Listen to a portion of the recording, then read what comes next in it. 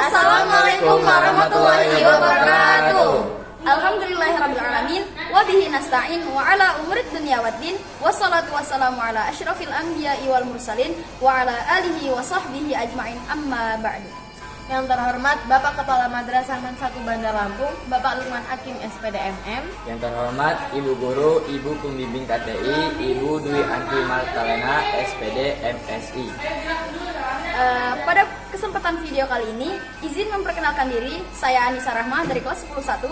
Saya Aulia Rahma Aminul dari kelas 10-1. Saya Muhammad Firfal Fatih dari 10-1. Kami dari kelompok 3 KTI.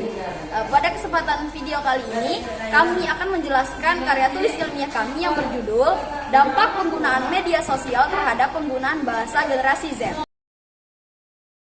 Bagian pertama yaitu latar belakang. Bahasa merupakan suatu hal yang kita gunakan untuk berkomunikasi, baik digunakan untuk setiap hari maupun hal-hal yang formal. Bahasa juga merupakan aspek yang penting untuk membangun kepribadian setiap orang, khususnya para remaja. Bahasa dapat berkembang seiring dengan waktu, bahkan bahasa sendiri dapat hilang jika tidak digunakan. Bahasa yang seringkali kita gunakan sangatlah beragam, baik pengaruh dari adat dan suku atau bahasa asing yang dibawa oleh orang luar yang juga bisa menjadi bahasa yang tren karena dikembangkan oleh kalangan remaja. Bahasa tren ini biasanya akan lebih cepat berkembang dan dapat diterima bahkan ditiru oleh kalangan remaja. Bahkan anak-anak juga dapat menjadi sasarannya. Hal-hal tersebut dapat terjadi akibat pengaruh dari sosial media yang kian mulai berkembang. Media sosial, kata yang sudah tidak asing lagi kita dengar. Tidak heran jika mendengar kata media sosial, maka pikiran orang-orang akan langsung tertuju pada aplikasi media sosial, yaitu TikTok, Instagram, Twitter, Facebook, YouTube, dan masih banyak aplikasi media sosial lainnya. Media sosial merupakan sebuah media online yang digunakan untuk saling berkomunikasi, yang dimana penggunanya dapat berbagi informasi. Media sosial dapat menyatukan individu yang satu dengan individu lainnya. Apabila kita memanfaatkan media sosial dengan baik, maka sangat banyak manfaat media yang kita dapatkan. Contohnya, seperti menambah teman, menambah pengetahuan, media pemasaran, dan lain sebagainya.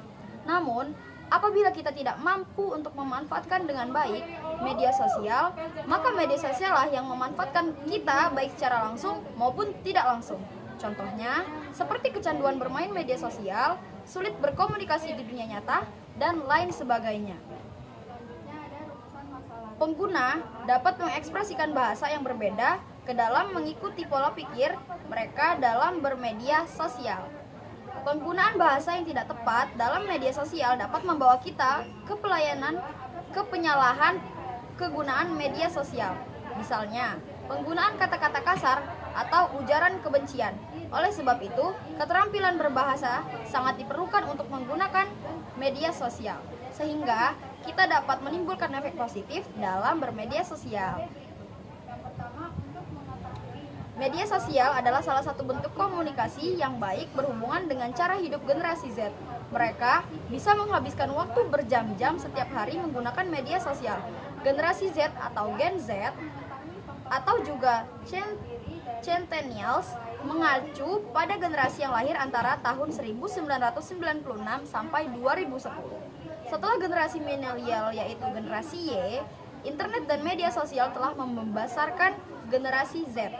Generasi ini sudah memasuki dunia perkuliahan di universitas dan beberapa bahkan sudah menyelesaikannya, dan juga memasuki dunia kerja pada tahun 2020.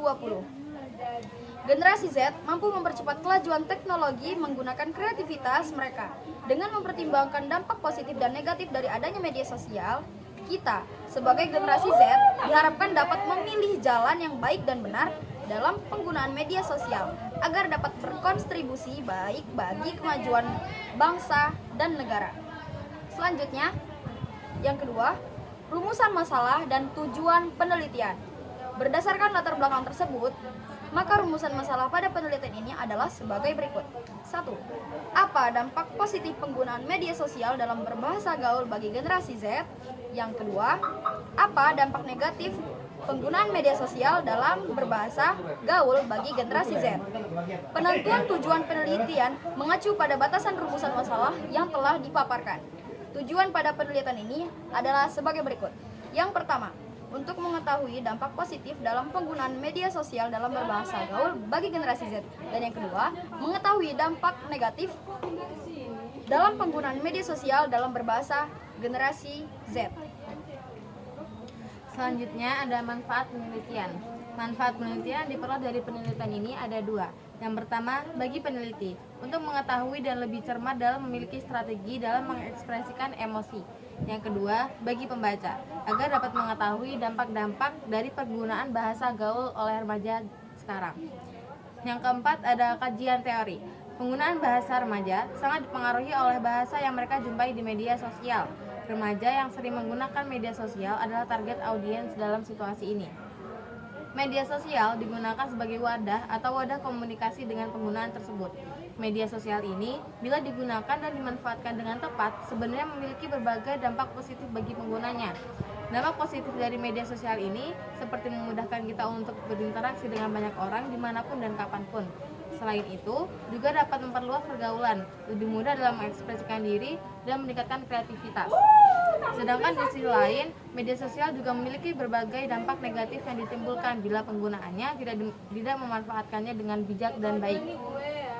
Selain itu, media sosial juga sangat rentan untuk disalahgunakan terhadap hal-hal yang dapat memberikan pengaruh negatif terhadap kehidupan sosial.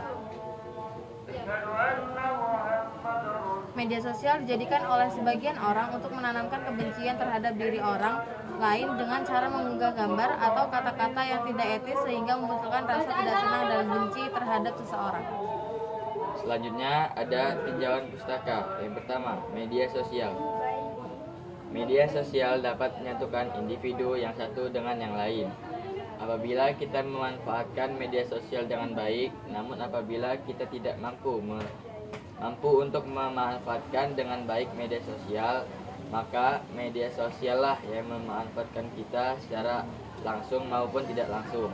Contohnya, seperti kecanduan bermain media sosial, sulit berkomunikasi di dunia nyata, dan lain sebagainya. Kedekatan Gen Z dengan media sosial berpengaruh terhadap kesehatan mental. Dampak negatif penggunaan bahasa gaul dapat mempersulit penggunaan bahasa Indonesia dengan baik dan benar. Yang kedua ada bahasa. Bahasa adalah alat yang digunakan manusia untuk berkomunikasi dan bersosialisasi dengan sesamanya, berupa sistem simbol bunyi yang dihasilkan dari ucapan manusia. Bahasa juga merupakan aspek yang penting untuk membangun kepribadian setiap orang, khususnya para remaja. Bahasa dapat berkembang seiring dengan waktu. Bahkan bahasa sendiri dapat hilang jika tidak digunakan. Yang ketiga ada generasi Z. Generasi Z adalah generasi penerus setelah generasi milenial. Menurut Pew Research, definisi dari generasi Z adalah orang yang lahir setelah 1997 yang tumbuh dengan teknologi internet, media sosial, dan lahir berkembang di era teknologi digital menjadi generasi Z. Generasi Z didefinisikan juga sebagai generasi influencer yang merupakan penduduk asli dan era digital sejati saat ini. Ketidakbiasaan penggunaan bahasa Indonesia yang baik dan benar dalam pengaplikasian sehari-hari berefek sangat besar bagi bangsa ini ke depannya. Namun bagi masyarakat Indonesia sendiri, penggunaan bahasa Indonesia yang baku hanya digunakan pada saat acara formal saja, bukan dalam kehidupan sehari-hari. Masyarakat Indonesia terutama generasi Z lebih memilih bahasa yang ada sekarang, bahkan sekarang tidak hanya berkulturasi dengan bahasa daerah, tetapi juga berkulturasi dengan bahasa asing. Karena dianggap bahasa Indonesia yang baku tidak gaul, maka banyak yang tidak mengenal bahasa baku dalam bahasa Indonesia dan semakin luntur secara tergeser oleh bangsa gaul yang merupakan bahasa akulturasi antara bahasa Indonesia dan bahasa asing. Penulis sendiri merupakan bagian dari generasi Z, sehari-harinya berinteraksi dengan teman-teman sebaya menggunakan bahasa prokem. Dengan begitu, penulis paham betul bagaimana gambaran percakapan yang biasanya terjadi pada generasi Z. Berdasarkan pengalaman penulis dan artikel-artikel ilmiah, berikut contoh percakapan atas nama generasi Z yang menggunakan bahasa gaul. Contohnya, "Woi ngaps, nong skui, kemana ngap? Situ ae warkop biasanya, skui gas." Selanjutnya ada metode penelitian.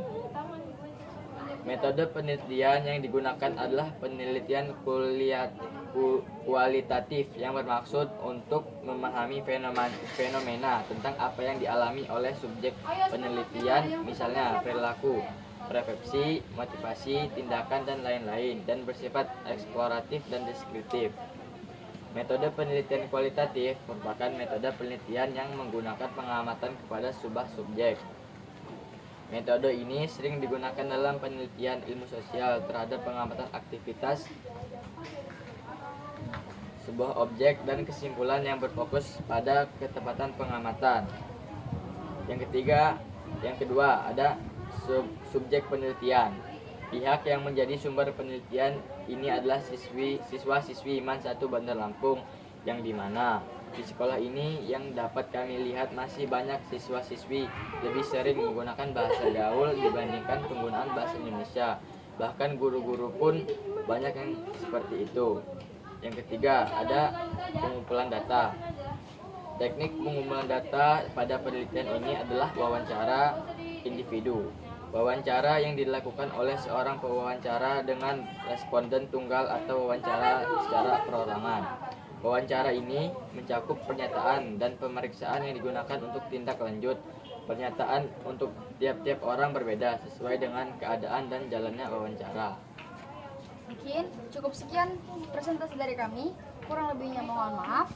Wabillahi taufiq wal hidayah. Wassalamualaikum warahmatullahi wabarakatuh.